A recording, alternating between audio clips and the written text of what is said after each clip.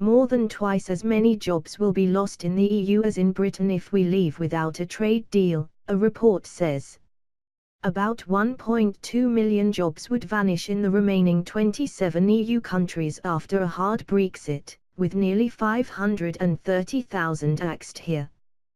The findings were seized on as evidence that it was in the interests of both the UK and Europe to strike a deal. The report, by the Centre for Economic Policy Research, CEPR, warned of more than 290,000 job losses in Germany and approximately 140,000 in each of France and Italy. But the Republic of Ireland would be worst hit relatively, as more than 50,000 jobs could be lost, more than 2.5% of the workforce. The report said, the EU 27 stands to lose considerably more than previously thought. Campaigners accused Brussels negotiators of putting more than 1 million jobs at risk across Europe by refusing to open trade talks. Former Labour MP Gisela Stewart, chairman of the Change Britain Pressure Group, said, with the EU in the midst of a youth unemployment crisis, it would be irresponsible for politicians in Brussels to refuse a deal which could then see over 1 million jobs lost in Europe. It's yet further evidence why it's in the EU's interests to strike a trade deal with the UK. Any attempts to delay trade talks will only be to the detriment of EU businesses. The report warned that Irish and Spanish farmers would suffer from a hard Brexit alongside the German car industry and businesses across France and Italy and beyond. Written by 3 CEPR economists based at the University of Leuven in Belgium, it also noted that the Belgian steel sector would suffer both through a reduction in exports to the UK and also through a reduction in demand for steel that would have been used in German cars sold here. It said, both the UK and the EU 27 would suffer substantial losses if they are denied free trade access to each other's markets when Brexit happens.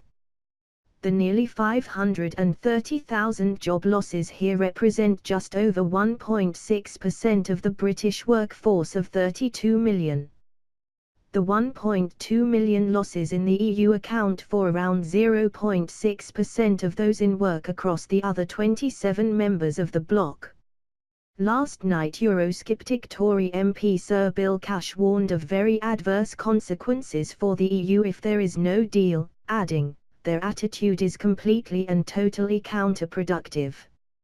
Gerard Lyons, co-founder of Economists for Brexit, said, there is no doubt that in economic terms, once the politics have been taken out of it, it is in the European Union's best interests to have a deal with the UK. It is in everyone's interests to do a free trade deal. But in terms of the job losses, I would be very wary, because I think the UK can do very well.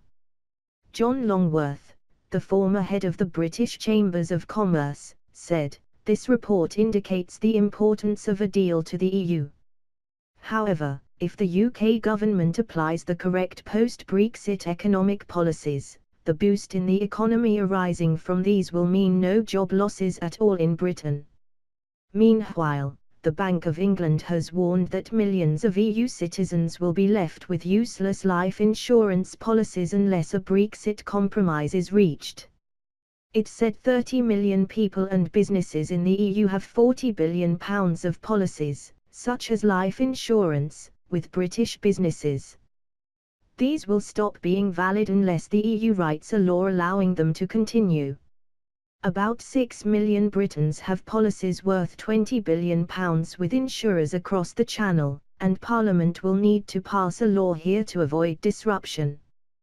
The bank's governor, Mark Carney, said, it's absolutely in the interests of all parties, but very much in the interests of Europe, that elements of close cooperation are continued after Brexit.